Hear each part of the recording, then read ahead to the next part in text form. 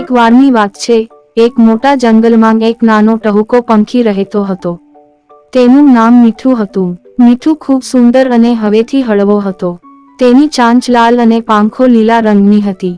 મીઠુએ તેની મીઠી ટહુકાથી જંગલના પ્રાણીઓને મંત્રમુગ્ધ કરી દીધા હતા.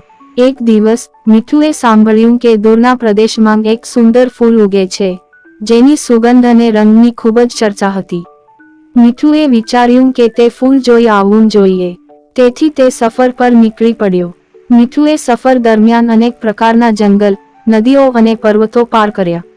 સફર દરમિયાન તે ઘણા મિત્રો પણ મળ્યો, જેમ કે એક નાનો હાથી, એક મસ્તીબાજ કાંગરો અને એક રમૂજી કાચબા.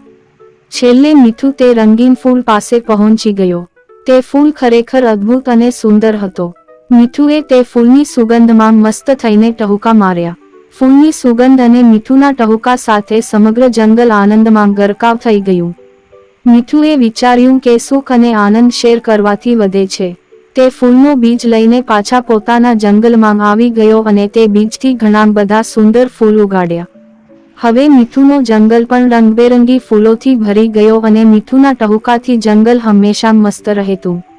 આ રીતે મીઠુની મીઠી ટહુકાએ અને રંગીન ફૂલોના સુંદર સૌંદર્યએ જંગલના તમામ પ્રાણીઓને ખુશ રાખ્યા.